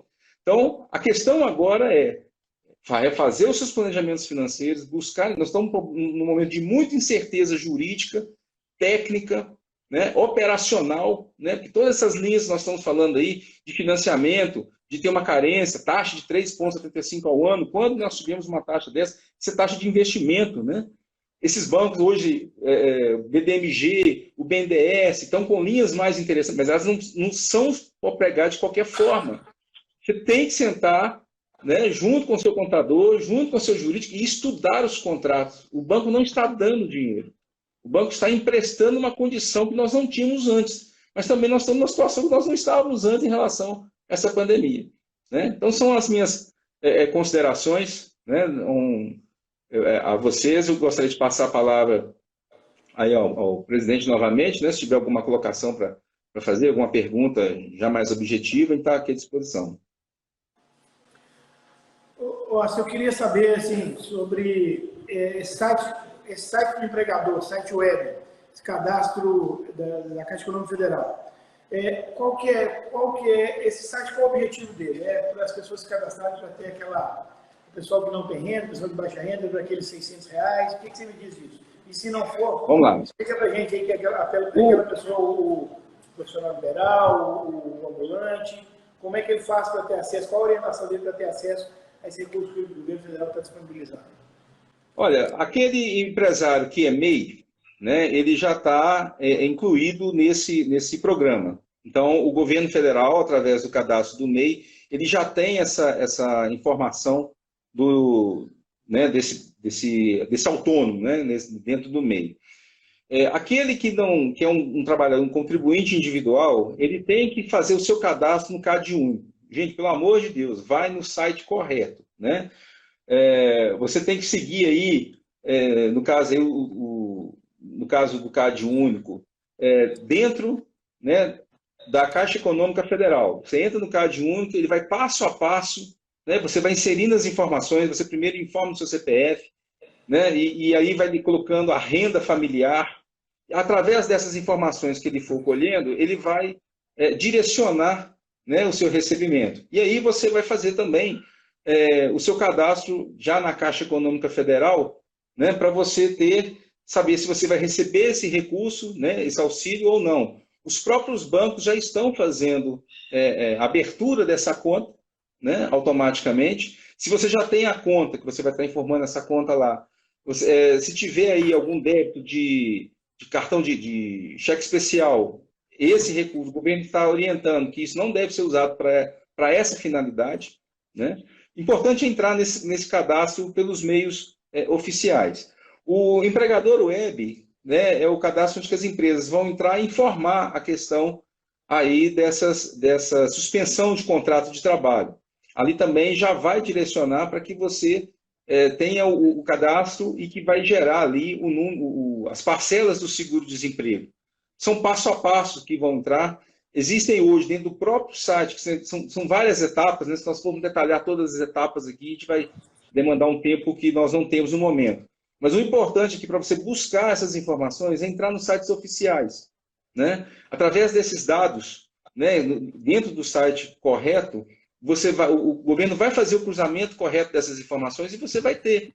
saber se você vai receber ou não. Porque vai ter que se respeitar da renda familiar também. Existe um limite, né, de valores para você saber se você vai ter direito ou não. Mas isso o CAD único ele já vai fazer esse cruzamento e já vai dar informação se você vai ter ou não o direito a esse recurso. Tá? Então, são medidas pontuais. Né? Nós temos que ter uma projeção aqui agora de vida, não somente o pontual. Então, isso agora é um apagar de incêndio. Né? Então, os empregados, evidentemente, os patrões vão buscar uma informação, né, para poder segurar o seu emprego. Né? Aqueles que vão ser, infelizmente, vão perder seus postos de trabalho, eles vão ter momentaneamente, né, uma forma de tentar, pelo menos, a sobrevivência. Né? E o empresário vai ter que buscar essas informações financeiras juntos aos bancos que estão financiando. No caso do funcionário, né, no caso de pagar a folha de pagamento até 2 salários mínimos, o recurso ele é do Tesouro Nacional. Ele está permitido para que qualquer banco comercial possa operar essa linha. Tá? Mas o banco hoje que recebe primeiro esse recurso e que está operando é a Caixa Econômica Federal. Qual é o procedimento? Não é sair correndo para a Caixa, porque a Caixa também está limitada. Operacionalmente já está muito limitado. Os funcionários da Caixa estão trabalhando em home office. Você tem poucas pessoas trabalhando na agência. Então, o primeiro momento é você entrar no site da Caixa e fazer um cadastro prévio. E aí, se você não tem conta na Caixa, né, você vai tentar fazer um contato primeiro com o banco, sem ter que se dirigir à agência, para preparar as informações financeiras, o seu faturamento, o seu balanço patrimonial tem que estar na mão. Né? A sua empresa tem que ter um histórico, né, de pagamentos, né, em relação a empréstimos positivo. Né? Então, esses são os cuidados. Então, os bancos hoje, todos eles podem operar. Os bancos comerciais também podem operar essa linha de 3,75 ao ano, que é para pagar salários de funcionários no máximo até 2 salários mínimos. Tá? Mas essas são as primeiras medidas que o governo soltou. Oxalá venham outras medidas, né, que sejam positivas, aí, que a gente possa também fomentar a sua necessidade de capital de giro nesse primeiro momento. Ok, Orson, obrigado. Veio um comentário aqui de um espectador, dizendo que algumas pessoas estão aproveitando, sendo oportunistas em relação à situação.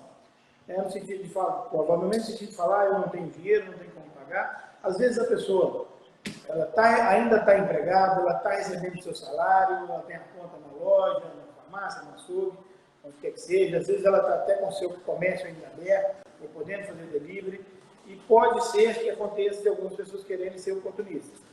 A ordem sempre é negociar. Em último caso, procurar a justiça. Antes disso, você tem outras ferramentas, você tem as notificações, você tem a própria questão da negativação do nome da pessoa, nos cadastros de negativação Serasa e SPC, serviço qual a CIP presta para os seus associados. Aproveitando para falar que o BDMG, tá, as linhas de crédito BDMG a 0,83 ao mês, com 6 meses de carência até 48 meses para pagar, elas podem ser feitas aqui na associação comercial, tá? Rapidinho, a análise de crédito é feita rapidamente, daqui mesmo a gente resolve tudo para vocês. Então venham aqui, façam sua análise, façam sua avaliação de crédito, sua simulação, que rapidinho sai o resultado para vocês. Gente, a gente está chegando no final. Eu queria fazer alguns comentários aqui, se os colegas tiverem mais alguma coisa a complementar. Tem outro assunto aqui de posturas tributárias e de financiamento do Estado de Minas Gerais. Você quer falar, o que você quer falar para a gente disso aí, Orson? Bom, o Estado de Minas Gerais está demorando a manifestar, a apresentar uma solução tributária para as empresas. Está muito tardio. A gente está vendo a situação do Estado em relação ao pagamento, né, do servidor público. O caixa do Estado está realmente com problemas, mas os empresários, se não houver um incentivo maior pelo Estado de Minas em fomentar, está empurrando o problema com a barriga. Pode achar que, às vezes, uma falta de flexibilização agora pode inviabilizar muitos negócios, né? A gente espera o bom senso aí do Estado de Minas no sentido de flexibilização. Existem situações de autorregularização que o Estado abriu, né? que você hoje não tem dentro das administrações fazendárias pessoas suficientes, tá todo mundo trabalhando em home office, né? Você tem as obrigações que elas continuaram, o contador hoje ele tá pagando incêndio, então a complexidade na apuração dos tributos, né, de qualquer esfera, ela é muito grande e nós estamos vendo um problema criando lá na frente, com essas prorrogações aí de tributos, elas são necessárias, nós temos por trás do tributo uma obrigação acessória pesada, e que se a informação sair errada, o cliente vai ser penalizado, mais do que já está sendo. Então, nós temos uma situação complexa que o Estado não flexibiliza. Um volume de informações, que muitas delas são até informações mais estatísticas do que propriamente de apuração tributária, né? Que vira um processo muito danoso para a empresa. Então, assim, é preciso também, né, que as entidades de classe se unam mais, né, em prol do bem comum, né, porque o contador fica trabalhando, as coisas estão discutindo, o contador trabalhando. Tenho certeza que muitos colegas estão trabalhando agora, né, eles estão para cumprir essas obrigações acessórias. É preciso um pouco mais, até assim, que as entidades de classe, me sinto honrado de estar aqui participando aqui como contador dessa live. Então a gente tem que estar mais próximo do empresário, o empresário mais próximo de nós contadores, em momentos em que alguns aspectos tributários, né, e até estruturais, eles têm que ser discutidos. Então tem que se fazer força também para a flexibilização de obrigações acessórias. Porque senão o contador ele fica igual a diarista, né? Ele faz uma informação que, às vezes, a informação que ele mais precisa dar ao empresário, ele não consegue dar por causa do excesso de informações que ele tem que estar o tempo todo fornecendo a um usuário chamado fisco. A maior informação tem que ser o usuário empresário, né? Nem tanto ao fisco. Nós temos que equilibrar essa balança de informação aí. Nós concordamos com você em gênero, número e grau. Entendemos que o Estado tem que fazer um movimento em nossa direção em relação a diferimento de impostos estaduais também, fazer a parte dele, né? O governo federal tem tomando algumas medidas, implantando alguns, o governo estadual precisa ter um movimento nessa direção. Extrapolando um pouco o assunto, então, a gente entende que o Estado está quebrado, ok, a gente entende que o governo federal tem mais capacidade de se autofinanciar do que o Estado, ok também, mas então, já que estamos extrapolando, vamos falar assim que também precisamos cobrar do nosso Congresso, do nosso presidente, de todo mundo, sem querer fazer nenhuma conotação política. Também os planos de incentivo ao Estado, os planos de ajuda ao Estado. Tem um plano Mansueto que está sendo bombardeado nesse momento, falam que está tendo um outro programa, outro plano de ajuda aos Estados aí, que realmente são necessários e precisa passar no Congresso para que os Estados também tenham fôlego para poder fazer alguma coisa por nós. Não que eles, se não passar, eles também não possam fazer nada, eles também têm que fazer alguma coisa, mas também nós temos que também cobrar do Congresso, cobrar das pessoas, dos congressistas que nós votamos, senadores, deputados, seja por meio de carta, por e-mail, por WhatsApp, qualquer meio de relacionamento que a gente tenha, conhecidos que os conhecem, cobrar que isso seja feito. E vamos tentar imaginar que de toda crise sai alguma coisa boa e que dessa crise talvez a gente consiga ter algumas modificações proveitosas que a gente está vendo que podem ser mecanismos de fomento do comércio, por exemplo, flexibilização de leis trabalhistas e de impostos sobre o trabalho, sobre a força do trabalho, que como diz o ministro Paulo Guedes e vários outros especialistas da área econômica, é o imposto mais perverso que existe. Você impede o empresário de contratar. Então, vamos torcer que isso seja um momento de que, uma fase de que, até por necessidade, seja necessário, previsto e possível que essas alterações cheguem, e que elas cheguem para ficar. Vamos torcer que essas modificações, algumas boas modificações, venham para ficar, que essa balançada mostre para a gente que existe uma necessidade urgente de uma reforma tributária grande, talvez uma nova reforma da Previdência, e que isso possa dar mais sustentabilidade ao crescimento econômico, de novo, sustentável do país. Passo a palavra para o nosso amigo Marcilei, se quiser fazer algumas considerações sobre essas questões de modificações possíveis nas leis trabalhistas, de fomento à geração de emprego. Qual a sua opinião sobre isso? Então, presidente, na verdade, presidente Cochise e Otis, eu vejo que tem que ser um trabalho de forma conjunta. Não adianta o governo federal fazer a parte dele, né, na verdade, flexibilizar com relação à questão tributária federal, quanto o Estado, na verdade, apesar das dificuldades que o Estado está enfrentando, me parece que está passando lá no Congresso, está tendo uma discussão com relação à dívida dos Estados com relação à União. Eu acho que isso vai impactar de forma positiva ao Estado e, automaticamente, numa questão do efeito, vamos dizer assim, um efeito dominó, vai dar essa condição do Estado rever o seu posicionamento com relação à sua tributação e tornar a sua legislação tributária estadual um tanto quanto mais flexível. Porque o que se viu agora foi um esforço da União de forma muito avassalador, no intuito de manter e segurar os postos de trabalho, flexibilizar no pagamento, né, dos tributos, mas o Estado de Minas Gerais, e todos sabem, dentro do Estado de Minas Gerais, a dificuldade que o Estado enfrenta é muito complicado. Um Estado que vive praticamente dos royalties, do minério, né, da situação do minério, é muito complicada, né, devido a vários problemas que tiveram aí, isso é já conhecido no mundo inteiro, mas acredito eu que com esse posicionamento do Congresso com relação à flexibilização dos estados e municípios para com as dívidas da União, afetará e dará condições, principalmente ao Estado de Minas Gerais, em flexibilizar e melhorar um pouquinho aqui para o lado do empresariado mineiro, que está bem cambaleado, está bem assoberbado com relação a essa situação tributária estadual. Acredito eu, Coxis, que vai haver essa flexibilização após essa situação da dívida dos estados para com a União. Eu acho que vai haver um movimento nesse sentido para que haja esse equilíbrio tributário local. Deus queira.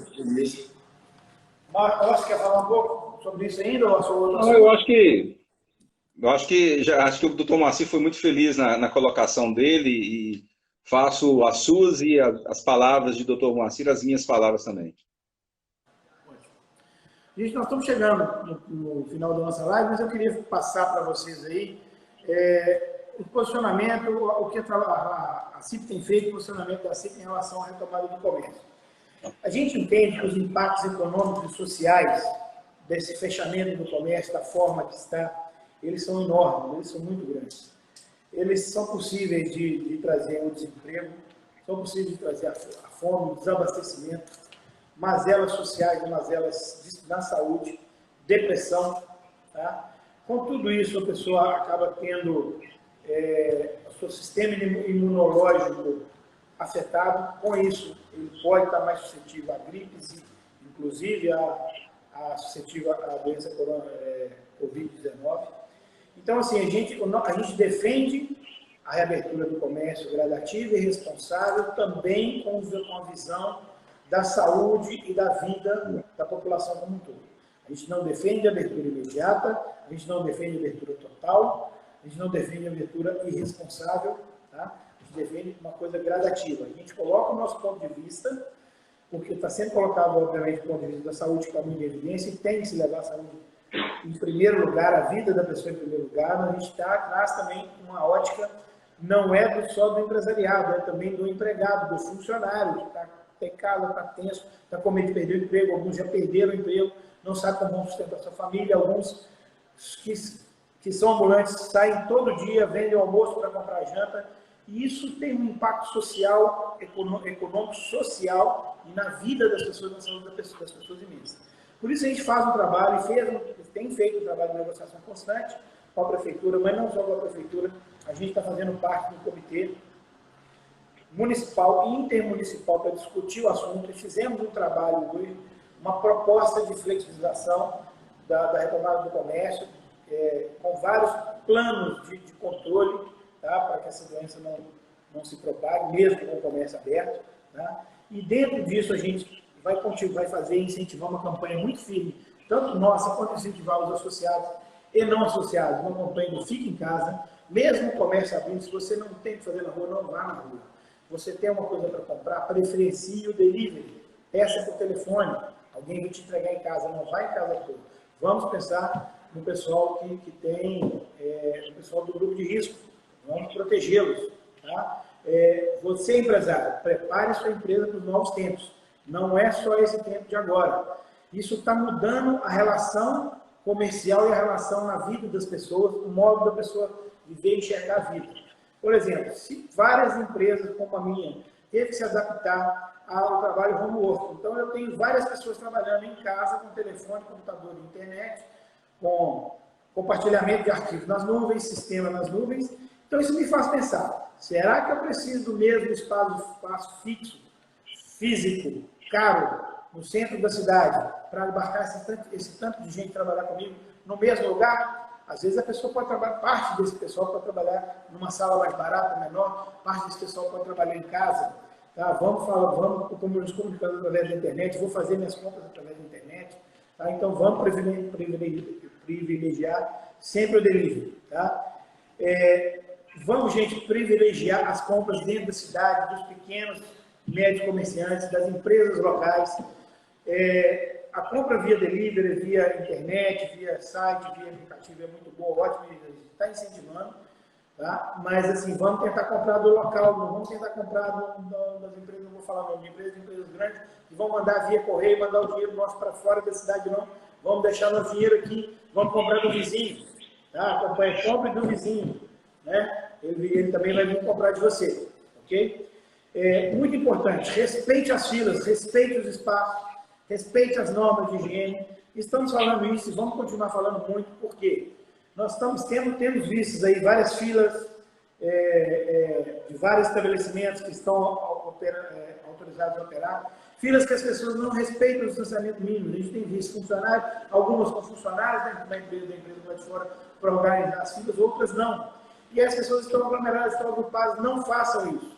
Vamos se proteger nossos familiares, tá? Todo mundo tem um familiar em casa que é do grupo de risco, mesmo que não seja, essa doença pode chegar a qualquer um e é previsto que ela chegue, infelizmente. Então vamos respeitar os espaços. Por quê? Se a gente não respeitar isso, mesmo quando começa a abrir, a gente espera que ele vá abrir rápido. Se a gente não respeitar essas normas de funcionamento, todas elas, uso de máscaras quando for necessário, uso de luvas quando for necessário, o espaçamento entre pessoas dentro de uma mesma loja, não entrar numa loja de gente cheia, espere do lado de fora, dá uma volta depois, compre só à distância, preferencia, compre por internet.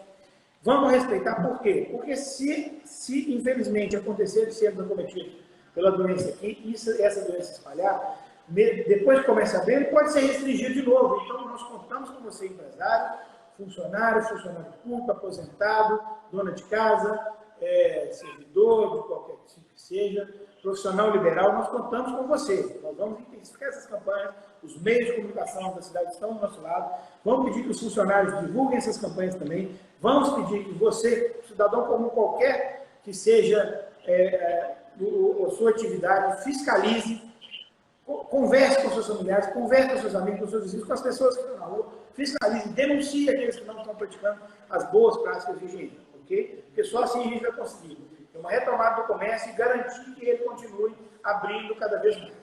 A gente tem conversado com a prefeitura, a gente fez um plano, amanhã temos uma reunião no comitê da CISAMAP, onde a gente vai apresentar o nosso plano de retomada do comércio, envolve vários setores e vários cuidados, que a gente conta com vocês para participar desses cuidados, senão não vai funcionar, e esperamos sair de lá com boas notícias. Temos a percepção que teremos boas notícias.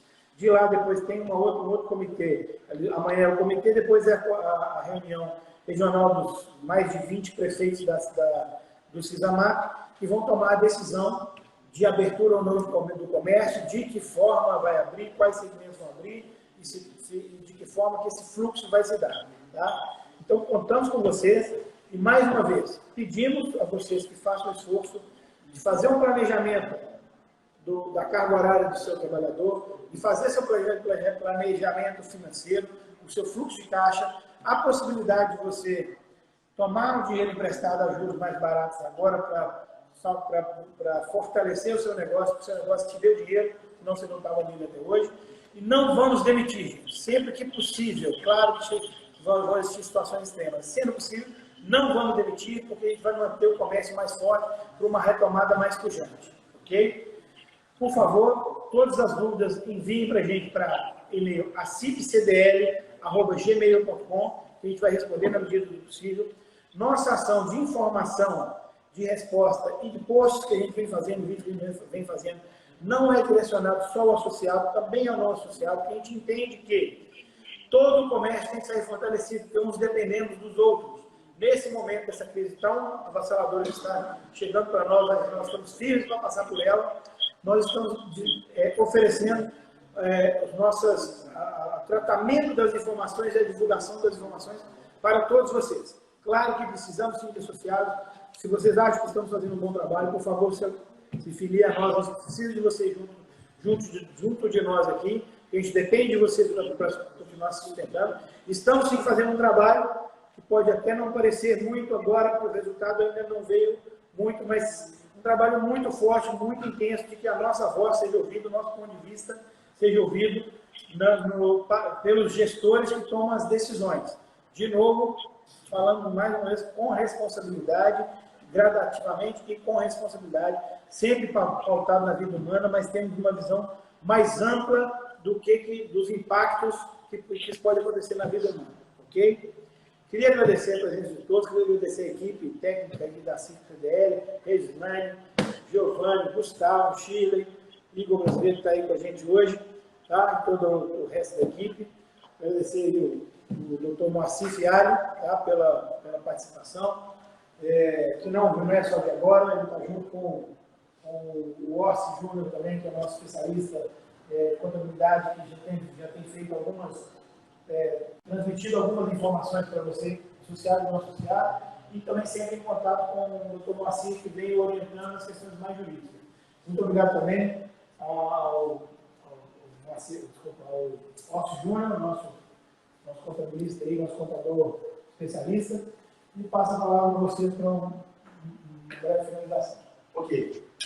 Obrigado. Eu gostaria de deixar aqui a minha gratidão pela CIP, CDL, a todos, né, a presença do Coxi, a oportunidade de estar aqui agradecendo, né, porque realmente, de fato, foi um privilégio. Eu aqui tentei representar a minha classe de advogados com muito afinco. Gostaria de deixar uma mensagem a todo o empresariado de Ponte Nova. Ponte Nova tem uma grande mão de obra no campo da advocacia. São vários advogados, sem dúvida alguma, com grande potencial, tá, jurídico, um grande potencial de conhecimento. Eu não tenho a menor dúvida disso. Prestigiem, da mesma maneira que o Coxi fez aqui, né, o bate-bola do compra do comerciante, contrate o advogado de Ponte Nova, dê a possibilidade ao advogado de Ponte Nova, ele necessita também de estar aqui desenvolvendo o trabalho dele. Sem sombra de dúvidas, reafirmo aos senhores que existem excelentes advogados em Ponte Nova, com excelentes possibilidades de fato conhecimento jurídico. Então, agradeço ao Coxi novamente, ao Orsi, que é meu companheiro, meu guru contábil. Eu aprendo muito com o Orsi, tenho uma parceria com a Orsi Contabilidade já de alguns anos, e com certeza é muito importante esse network, essa troca de informações. Fico muito grato, Orsi, pela possibilidade de você me convidar, junto com o Coxi, vocês dois, para estar aqui hoje na CIP. É realmente muito gratificante. Eu entendo que isso chega ao ponto da carreira jurídica que eu almejei e almejo, realmente, de fato, vai fazer. É um capítulo muito importante para mim, né? E poder colaborar, de alguma forma, com as informações da cidade onde eu escolhi morar, onde eu tenho a minha família, onde eu necessito, a minha esposa também tem comércio, meus primos, a minha família também, e eu também penso dessa maneira, de forma responsável, a Ponte Nova conseguirá retomar o comércio. O trabalho da CIP está sendo assim, uma excelência fora do comum, tá bom? Muito obrigado aí, muito obrigado novamente a todos os funcionários da CIP que nos aturaram aqui essa noite hoje, tá bom? Um grande abraço a todos aí, vou passar a palavra para o Orsi. Eu também faço meus agradecimentos aí, toda a equipe da CIP e ao presidente pelo convite, né, de participar aqui com vocês nessa live, iniciativa acho que importantíssima. Acho que nós temos que estar capacitando o empresário, nós temos que estar perto do empresário, que muitas vezes está lá na luta e às vezes não consegue, às vezes, um momento de uma reflexão de uma maneira mais general, né, mais geral. E um abraço aí, meus colegas contadores. Nós estamos aí firmes nos sindicatos dos contabilistas. Abraço a todos em nome do presidente André Bretas, né? Muitas informações que eu trouxe aqui são informações que elas foram discutidas num fórum de contadores, né? Nós nos respeitamos muito e estamos trabalhando unidos. E, empresário, procure o seu contador, tá? Ele faz parte da sua vida. Obrigado, presidente.